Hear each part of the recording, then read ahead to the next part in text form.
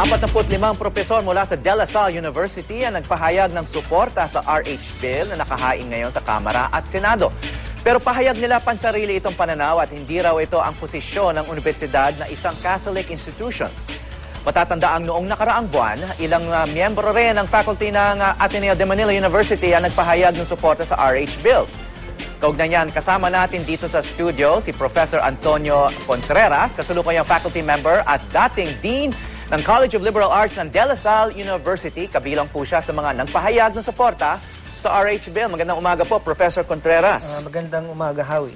Bakit ba kailangan magpahayag pa ng statement ang mga profesor? Hindi ba pwedeng private position na lang ito ng mga individual na faculty members ng De La Salle? Nasa proseso tayo ng pagbubuo ng isang batas. Proseso to na politikal.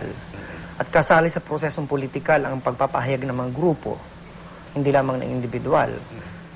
Mas malakas kapag grupo ang nagsasabi nito dahil ibig sabihin niyan may mga panalig ka. So, may epekto. Mas papansinin ka. Pero sa kabila niyan, mga empleyado kayo at nagtuturo kayo sa isang Catholic institution at may position nga yung Catholic Bishops Conference of the Philippines na dapat ay kahit mga profesor, no, kailangan sumunod sa Catholic or church teachings kapag nagtuturo sa isang Catholic institution. Kayo ba yung naniniwala dun sa pananaw na yun? Hindi. Ako ay nagpapasalamat dahil ang pamunan ng De La Salle University, kababasa ko lang nung artikulong pinalabas ninyo sa inyong online site, na sinusuportahan ang aming pamunuan ang pagkakaroon ng malaya, malusog na talakayan, palitan ng iba't ibang opinyon. Sabagat bilang isang pamantasan, papel namin ang magbigay ng liwanag at linaw sa mga usapin. Hindi lamang emosyon ang dapat pairalin, hindi half-truths. Hindi yung magagawa ka ng konklusyon, hindi po naman nababasa. Magsasalita ka ng isang bagay, hindi naman suportado ng agham. Hindi naman suportado ng karunungan. So, anong karapatan namin maging isang universidad kung magiging bulag kami na sumunod sa isang utos na hindi namin pinag-iisipan? Paano kami magtuturo ng critical thinking? Paano namin intindi sa mga mag-aaral na mahalaga yung mahalagang magtanong ka, magsuri ka. At yan ay mahalagang elemento ng pag-unlad. Kung sasabihin namin sa kanila, hindi natin dito pwedeng sabihin sabagat itong sinasabi ng mga obispo. Parang lumilitaw dito kasi sa issue na to, mukhang may conflict sa pagitan ng faith at saka knowledge, no? Kasi on the one hand, you are a Catholic institution based on a faith. At the same time, kayo ay isang universidad na binibigyan ng value o halaga yung sinasabi nyo ng academic freedom, no? So, ito ay wala bang compromise itong dalawang to? Gusto kong linawin, Howie. Kami mga guro na nagtuturo sa De La Salle University, nagpahayag kami ng aming sentimiento. Hindi naman namin pinipwersa ang aming mga mag-aaral na mag-agree sa amin. Hindi namin ito binibigyan ng grado. Hindi namin sila binibigyan ng test na pag hindi kayo sumagot ng tama, ay may babagsak kayo. May obligasyon kami magturo. At kung ang ginagawa namin, na ginagamit namin ang aming mga posisyon bilang mga profesor para ipwersahin ang aming mga mag-aaral na maniwala sa amin, yun ang mali. Yun ang hindi dapat. At ako mismo tututol doon. Pero bilang mga bilang mga individual, bilang mamamayan nitong bansang ito, may karapatan kami na magsabi kung ano yung aming saloobin. Wala pa namang patunay na kami pinipwersa namin mga estudyante para maniwala sa amin. Hindi naman namin pinipwersa silang pumirma. Ano ang aming nilalabag?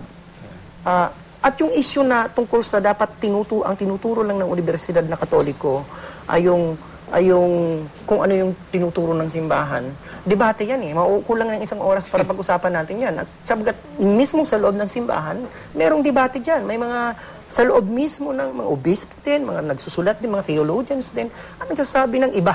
At meron daw mga pari mismo na sumusuporta sa RH mismo, Bill. Yun nga ang dapat natingnan. Kung mismo ang sa loob nga ng simbahan, ay merong paghahati.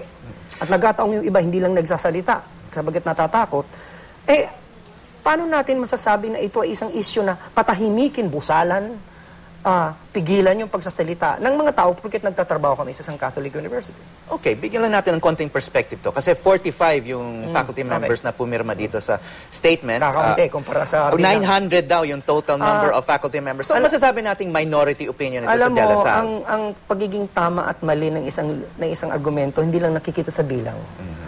Pag sinabi man natin, ang 1 plus 1 ay 11, mas maraming sasabi na ganun, yun ang totoo. Hindi ganun eh. Alam natin ang dynamics. May mga taong gustong pumirma, may mga ibang konsiderasyon. May mga taong supportive pero hindi na pumipirma. Kasi sabi nila, hayaan mo na.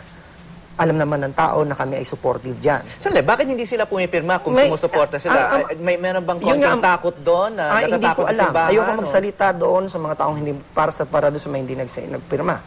Ang sinasabi lang namin dito, malinaw na hindi kami namimilit. Kung ano yung nasa loob mo. So, ngayon lang, hindi naman 45 yan. Dumadami yan kasi ongoing tong process na to. As we speak, maraming nakalinya para pumirma. Ang iba nga, pumipirma dahil naiinis ang nangyayari na tinatawag kaming mga papansin, pag nababasa yung mga feedback, na kulang sa pansin yung mga yan, hindi katoliko yung mga yan, meron mga nagagalit at dahil sa galit na yon nagiging protesta tuloy. Meron man talagang pumirma ng harap-harapan, merong sumusuporta. So, hindi ito issue ng bilang. Hindi kayo may epekto rin yung pahayag din ng mga bishop na kailangan imbestigahan yung mga Ateneo professors naman na nagpahayag ng suporta sa RH Bill? Sa totoo lang, gawa nga siguro niyan, kaya yung iba pumirma. Ibig sabihin, siguro yung pananakot na yon, kaya yung iba sa amin ay naglagda. Kasi ayaw, ang iba, meron pa kaming isang statement. Dalawang statement ang ipinalabas ng De La Salle University. Yung isa ay sa RH Bill. Yung isa ay sa pagdepensa sa academic freedom. Malinaw kasi na dalawang issue, although related yung dalawang issue yun, magkaiba. Kasi kinikilala din namin, may mga faculty kasi kami, na pagsusuri nila, ginagalang namin, ayaw nila ng RH Bill. May mga problema sila sa RH Bill. In other words, hindi sila sumusuporta sa RH Bill. Pero, ayaw nila na bubusalan ng bibig ng mga kaguruan ng Catholic universities. Para bagang yung pananaw na... In other words, pinagtatanggol pa rin academic freedom. I may not agree with you, but I will defend your right to say it. Parang ganun. So, in fact, sabihin ko sa iyo sa ngayon, kahapon, doon sa academic freedom statement, 70 ang lumagda, 70. Pero sa RH Bill, 45 lang. So, ibig sabihin, meron 25 na difference. Yung 25 na yon hindi pumirma sa RH Bill. Pero pumirma siya doon sa academic freedom. May mga tao na banal kasi sa amin yung sagrado sa mga universidad yun eh, yung issue ng academic freedom. Paano kung magdesisyon yung CBCP na dapat ngang sumunod sa church teaching sa ukol sa reproductive health o maging anti-family planning or anti-contraceptives yung ituturo at ipapahayag ng mga teachers sa mga Catholic schools? Hindi lang naman ang mga guro hindi naman lang mga guro ang magkakaroon ng issue diyan, maging mga administrador ng pamantasan. Sa tingin ko, dapat mag-ingat din ang pamunan ng CBCP bago sila maggawa ng ganong mga klase ng deklarasyon. Kasi hindi yun simpleng usapin. Naging dean kayo ng De La Salle University. College of Liberal Arts. Okay. Naging administrator kayo. Meron bang ugnayan sa Catholic hierarchy? Dahil nga isa kayong administrator ng Catholic institution. May ugnayan ba between Catholic institutions at saka yung Catholic bishops mismo? Sa pagkakaalam ko, meron siyempre moral suasion. Kasi member kami ng Catholic Educators Association of the Philippines. Okay. May umuupo dyan ng mga bishops? Yan, hindi ko alam, hindi ako familiar. Kasi bilang dekano, hindi ako masyadong exposed doon sa mataas na echelon ng relationship. Pero, siyempre, dahil Catholic University kami, merong power to remind. Power to admonish. Ngayon, kung pwedeng gawin nila yan na maging punitive, at alisan kami ng estado ng pagka-Catholic University. Ako, I'm speaking on behalf of myself. Maaring itanong dito, ano mag-implikasyon nito? Pwede, okay, alisan kami ng pagkilala ng Catholic University kami. So wala na kaming karapatan bang tawagin ng sarili namin Catholic University? Ano kung patuloy naming tawagin ng sarili namin Catholic University? Pwede ba kaming ipahuli ng mga bishops? Pwede ba kaming multahan? Pwede ba kaming ipakulong? Pwede ba kami ipatanggal sa pagtuturo samantalang meron naman tayong batas sa DOL? Di ba? May mga sagot ba yung mga tanong na yan? Hindi ko alam. Dapat yan, mga bishop sa mga sumasagot niyan. Kasi yung mga ibang obispo, sila dapat tong sumagot ng hindi, kasi ang pinag-uusapan ngayon, state law, hindi naman canon law. Exactly. But the point is, we signed our contracts with De La Salle University, not with the CBCP. Di ba? Malinaw. Ang employer namin ay DLSU.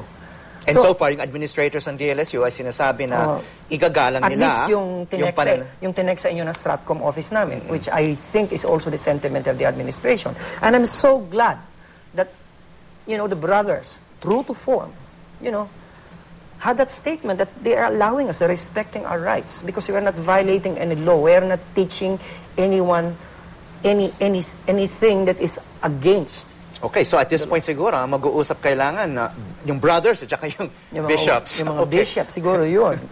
Okay, so abangan natin. Maraming salamat, Dr. Antonio Contreras, dating Dean ng De La Salle University. Maraming salamat.